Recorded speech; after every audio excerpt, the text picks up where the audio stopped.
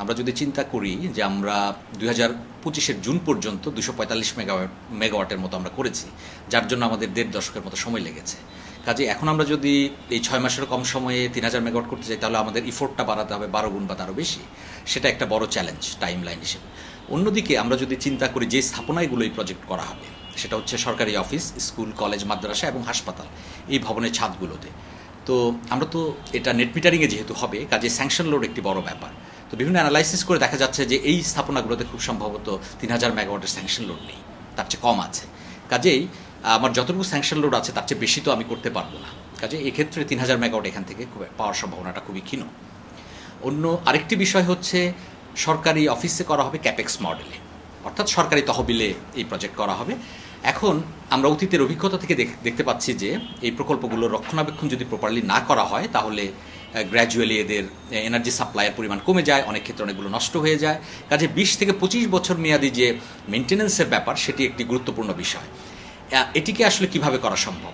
এই ক্যাপেক্স মডেলে যে জ্বালানি সাশ্রয় হবে, অর্থাৎ তার কারণে যে আর্থিক সাশ্রয় হবে প্রতি মাসে, সেখান থেকে একটি করে অ্যালোকেশন রাখা যেতে পারে তহবিল তৈরির জন্য, এবং সেই তহবিলটার মাধ্যমে এই ক্যাপেক্স মডেলের প্রজেক্টগুলোকে একটা লং টার্ম কন্ট্রাক্টে, সার্ভিস কন্ট্রাক্টে যেতে পারে। তাহলে এটা প্রপারলি মেনটেন করা সম্ভব হতে পারে। অন্যদিকে ওপেক্স মডেলের কথা যদি চিন্তা করা হয়, সেটার আন্ডারে দেওয়া হয়েছে স্কুল, কলেজ, মাদ্রাসা, হসপিটাল, যার অনেকগুলোই গ্রামেগঞ্জে আছে। তো গ্রামেগঞ্জে প্রচুর লোডশেডিং হয়। এখন যখন লোডশেডিং হয় নেট মিটারিংয়ের আন্ডারে, তখন কি হবে? তখন নেট মিটার সিস্টেম গ্রিড থেকে ডিসকানেক্টেড হয়ে যাবে, এবং লোডশেডিং আওয়ারে এই সৌরবিদ্যুৎটা গ্রিডে আর যাবে না। কাজে সেটা রেকর্ড হবে না। এই কারণে গ্রামেগঞ্জের এই ওপেক্স মডেলের ছোটো ছোটো প্রজেক্টে ইনভেস্টমেন্ট রিস্কও রয়েছে। সেটা গভর্নমেন্ট কীভাবে অ্যাড্রেস করবে, সেটি একটি দেখার বিষয় রয়েছে। আবার আরেকটি বিষয় হচ্ছে যে গভর্নমেন্ট সরকারি অফিসে যে নিজস্ব তহবিলে করবে, সেক্ষেত্রে বিভিন্ন স্থাপনা, সরকারি অফিসগুলো বিভিন্ন মিনিস্ট্রির আন্ডারে রয়েছে। কাজে ইন্টার মিনিস্ট্রিয়াল যে কোঅর্ডিনেশন, সেটাও একটা দেখার বিষয়, সেটা আমরা করতে পারছি কিনা প্রপারলি। এবং অত্যন্ত দ্রুততার সাথে যদি এই প্রকল্পগুলো করতে যাওয়া হয়, অনেক ক্ষেত্রে আছে অ্যাডভার্স সিলেকশনের একটা সমস্যা তৈরি হয়। প্রপারলি আমরা ভেন্ডর এবং ইপিসি সিলেক্ট করতে পারছি কিনা, সেটা যদি না করা যায়, তাহলে আমাদের কিন্তু ইনস্টলেশন ফেজেই হয়তো পোর কোয়ালিটি ইনস্টলেশন হতে পারে। সেটাও আমাদের জন্য, যেটা আমাদের অভিষ্ট লক্ষ্য হচ্ছে এখান থেকে প্রপারলি সৌরবিদ্যুৎটাকে পাওয়া, সেটা হয়তো আমরা পাওয়ার পরিমাণটা, মানে জেনারেশনটা কমে যাবে। আরও একটি বিষয়, প্রপারলি মেনটেন্যান্সের কারণ, আমরা গ্লোবাল ডাটা যদি দেখি, তাহলে 3 থেকে 4% মতো এই সয়েলিং ফ্যাক্টর, অর্থাৎ ধুলাবালি বা ময়লা জমার কারণে প্রপারলি মেনটেন যদি না করা হয়, তাহলে বছর 3 থেকে 4% পর্যন্ত এনার্জি জেনারেশন লস হতে পারে। কাজে আমাদের এই ব্যাপারটাকে অত্যন্ত গুরুত্বের সাথে দেখতে হবে। অফকোর্স রুফটপ সোলারের যে গভর্নমেন্ট একটা অ্যাম্বিশাস প্ল্যান নিয়েছে, এটা পজিটিভ। এটা আমাদেরকে হেল্প করবে এই 2040 সাল নাগাদ যে 30% বিদ্যুৎ আমরা নবায়নযোগ্য জ্বালানি থেকে অর্জন করতে চাই, সেটা অ্যাচিভ করতে যথেষ্ট সহায়তা করবে নির্দ্বিধায়। তবে স্যাংশন লোড পর্যাপ্ত নেই এই কারণে বলছি, আমরা যখন ডিমান্ড অ্যানালাইসিস করে দেখলাম দিনের বেলার, তখন দেখতে পাচ্ছি যে এখানে ডিমান্ডের পরিমাণটা আরও কম, 1500 মেগাওয়াটেরও কম হবে খুব সম্ভবত। তো সেক্ষেত্রে হয়তো স্যাংশন লোড এখানে 2000 মেগাওয়াটের উপরে হবে না।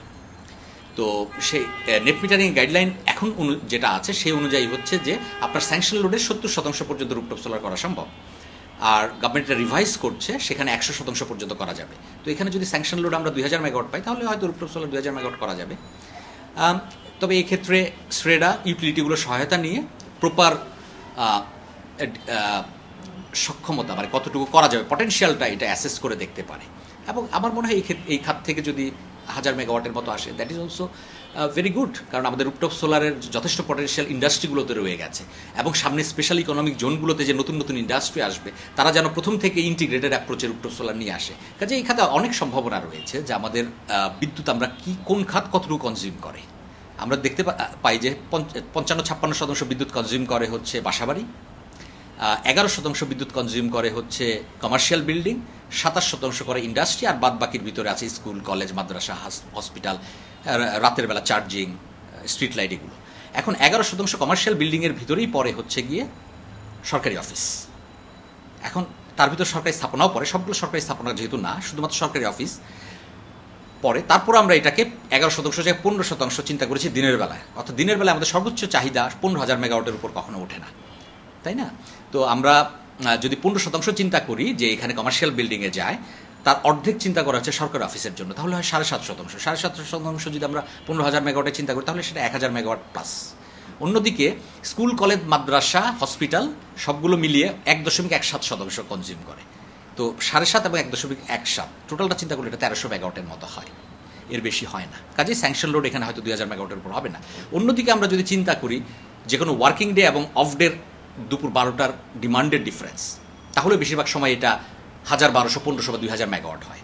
তার ভিতরে কিন্তু কমার্শিয়াল বিল্ডিংয়ের অন্যান্য কম্পোনেন্টগুলোও আছে, যেমন হচ্ছে বড় বড় shopping mall, Bashundhara, Jamuna, New Market এবং প্রাইভেট অফিসগুলো। এগুলোকে বাদ দিলে আসলে এখানে খুব একটা 1000, 1200 মেগাওয়াটের উপর খুব একটা পটেনশিয়াল থাকার কথা না।